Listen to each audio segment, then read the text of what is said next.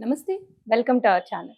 ప్రస్తుతం మనతో senior journalist దాము బాలాజీ గారు ఉన్నారు. వారితో మాట్లాడదాం. సార్ నమస్తే సార్. నమస్తే. 'పుష్ప 2' కలెక్షన్స్ గురించి మాట్లాడాల్సొస్తే ముందేమో చాలా హైప్ క్రియేట్ చేశారు సార్. తర్వాత ఇప్పుడు కలెక్షన్స్ పడిపోయాయని నిన్న మళ్ళా న్యూస్ వైరల్ అవుతూ ఉంది. సో నిజంగానే కలెక్షన్స్ పడిపోయాయా?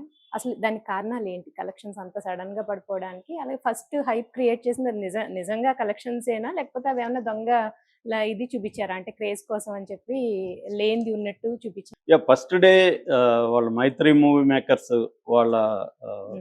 హ్యాండిల్‌లో అనౌన్స్ చేసింది ఏందంటే టోటల్‌గా all over the world first day కలెక్షన్‌లు 294 కోట్లని అనౌన్స్ చేశారు. అంటే దాదాపు 300 కోట్లు.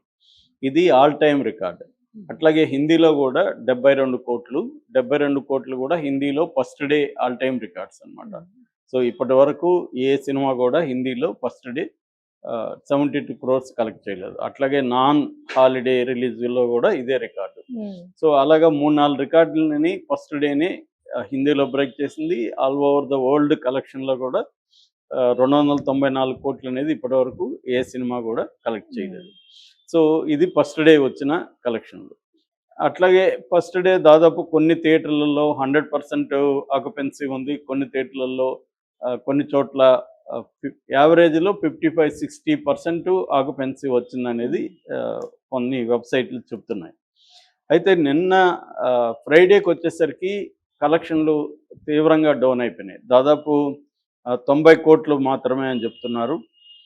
అయితే ఆ 90 కోట్లు నెట్ అనేది మళ్ళీ కొంతమంది చెప్తున్నారు. ఓవరాల్‌గా మేకర్స్ చెప్తున్నదైతే ఫస్టు 294 కోట్లు, రెండో రోజు 116 కోట్లు, అన్నీ కలిపి ఇప్పుడు 2 రోజులకి 400 కోట్లు అనేది మేకర్స్ లెక్క.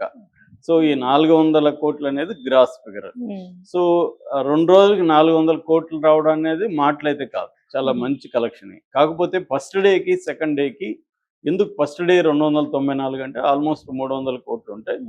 ఇది 116 కోట్లకి ఎందుకు పడిపోయింది? ఆక్యుపెన్సీ రేట్లు కూడా యావరేజ్‌లో 30-40% కూడా లేవు. చాలా చోట్ల ఖాళీ థియేటర్లు కూడా దర్శనమిస్తున్నాయని చెప్తున్నారు.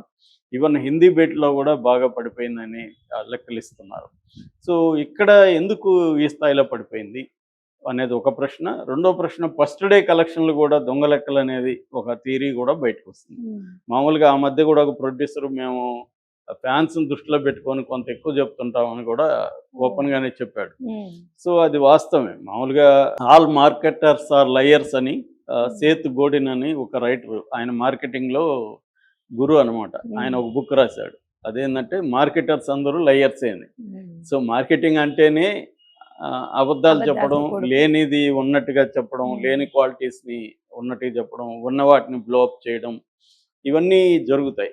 ఇది ఎందుకంటే ఇప్పుడు హీరోల మధ్య ఒక రైవల్రీ చుట్టూ ఇది పెద్ద మార్కెట్ కాబట్టి, ఇప్పుడు ఏంటంటే సినిమాలు ఇంతకుముందు మనకి 100 కోట్లంటే అవునా 100 కోట్లా అనుకునేవాళ్ళు. ఇవాళ 1000 కోట్లకి చాలా సినిమాలు వెళ్ళిపోతున్నాయి. ఇదంతా ఎలాగా సాధ్యమైందంటే, ఒకటి మన దగ్గర నుంచి లాగడమే కదా, ప్రేక్షకుల నుంచి రావాల్సిందే. ప్రేక్షకులు అంటే ఎవరు? వీళ్ళు మనుషులే. వీళ్ళని మ్యానిపులేట్ ఎలా చేయాలి, మార్కెటింగ్ అనే దాని మీద ఆధారపడి 'బాహుబలి'తో మనకి మార్కెటింగ్ అనేది వచ్చింది. చివరికి 'మణిరత్నం' లాంటి గొప్ప ఫిల్మ్ మేకర్స్ కూడా నేను రాజమౌళి నుంచి మార్కెటింగ్ నేర్చుకోవాలి, రాజమౌళి నాకు గురువు అన్నట్టుగా ఆయన మాట్లాడారు. సో ఆస్కార్ రావడం వెనక కూడా మార్కెటింగే ఉంది. వరల్డ్ వైడ్ మార్కెటింగ్ మీదనే చాలా సినిమాలు ఆధారపడి ఉంటాయి. ఎందుకంటే సినిమా అనేది చూడాలనే ఒక కోరికను కలిగించాలి. అందుకనే స్లవోయ్ జిజిక్ అని ఆయన ఏమంటే హౌ టు డిజైర్ అనేది సినిమా నేర్పిస్తుందని. అంటే మార్కెటింగ్ దేన్ని కోరుకోవాలనేది కాకుండా ఎలా కోరుకోవాలనే దాన్ని కూడా మార్కెటింగ్ అనేది నేర్పిస్తుంది మనకి. మార్కెటింగ్ లేకపోతే మనం ఇన్ని వస్తువులు కొనం అసలు. మనల్ని అది టెంప్ట్ చేస్తుంది కదా, మార్కెట్ అంటేనే టెంప్ట్ చేస్తుంది. ఈ టీవీ కొందామనో లేకపోతే ఇది కొందామనో, ఆ పబ్లిసిటీ అడ్వర్టైజ్మెంట్ లేకపోతే మనకు ఏదో అవసరమో అది పోయి కొంటాం. కానీ మనం అక్కడికి పోయినాక చూస్తే అన్నీ చాలా బాగుంటుంది, ఇది కొందాం అనిపిస్తుంది. మనం ఒకటి కొందాం అనుకొని ఎక్కువ కొనేసి వచ్చిన సందర్భాల్లో ఎక్కువ ఉంటాయి షాపింగ్కి. ఎందుకంటే whole idea to seduce the consumers, seduce the people to buy what they don't need. వాళ్ళకి అవసరం లేనిది కొనిపించడమే మార్కెటింగ్ టెక్నిక్. అలాగే సినిమా కూడా ఉంది. 'పుష్ప' అనేది మామూలుగా చూస్తే ఒక యావరేజ్ మూవీ. సో కానీ దాన్ని ఒక పెద్ద హైప్ క్రియేట్ చేసేసి ఇది చూడకపోతే నీ లైఫ్ నువ్వు వేస్ట్, పుష్ప చూడలేదా నువ్వు అన్న స్థాయిలో క్రియేట్ చేసేసి ఒక హైప్ క్రియేట్ చేయడం అనేది ఒకటి. రెండవది పెద్ద ఎత్తున ఇది ముందే 1000 కోట్లు వచ్చేసిందంట, 1000 కోట్ల వ్యాపారం అయిపోయిందంట. ఇలాగా ఒక చేయడం ద్వారా 1000 కోట్లకి వ్యాపారం అయిందంటే అందులో విషయం లేకుండా ఎందుకు కొంటారు అన్న ఒక దాన్ని క్రియేట్ చేయడం. అలాగా ఈ మార్కెటింగ్ టెక్నిక్ వల్లనే ఇది జరిగి ఉండొచ్చు. రెండోది 294 కోట్లు అనేది వాళ్ళు ప్రకటించారు ప్రొడ్యూసర్లు. దానికి ఆధారాలు ఎలా ఉంది? ఎవరు చెప్పాలి ఆధారాలు? అంటే ఎక్కడెక్కడ ఎన్నెన్ని కలెక్షన్లు లిస్ట్ ఏమన్నా ఉందా? దాన్ని క్రాస్ చెక్ చేసుకోవడానికి ఏముంది? అంటే వీళ్ళు ఇలా చెప్పడం వెనక ఎవరికైనా వీళ్ళు సబ్మిట్ చేస్తున్నారా ఈ లెక్కలు? ఇవన్నీ లేవన్నమాట. ఎవరు పాటికి వాళ్ళు ప్రకటించడమే. అంటే ఈవెనింగ్ అంతా కలెక్షన్లంతా ఇంత వచ్చిందని ప్రకటిస్తారు. నిజానికి వీళ్ళు ఐటీ రిటర్న్స్‌లో కరెక్ట్‌గా మనకు తెలుస్తుంది. ఐటీ రిటర్న్స్‌లో ఇంత బెటర్ కదా! ఐటీ రిటర్న్స్ వేరే ఉంటాయి. ఈ బడ్జెట్ గాని, కలెక్షన్‌లు గాని వేరే ఉంటాయి. సో, అందుకని ఏందంటే ఈ హైప్ క్రియేట్ చేయడం అనేది క్లియర్‌గా కనబడుతుంది. అయితే సెకండ్ డేకి ఎందుకు ఇంత తగ్గిపోయింది? సెకండ్ డేకి వీళ్ళు కూడా హైప్ ఒకవేళ దీంట్లో కూడా ఏమన్నా హైప్ ఉంటది. ఎందుకంటే చాలా వెబ్‌సైట్‌లేమో 90 కోట్లు అని రాస్తున్నాయి. వీళ్ళేమో 116 కోట్లు. బట్ పెద్ద తేడా లేదు. 116 కోట్లకి అంటే 26 కోట్లు తేడా ఉంది.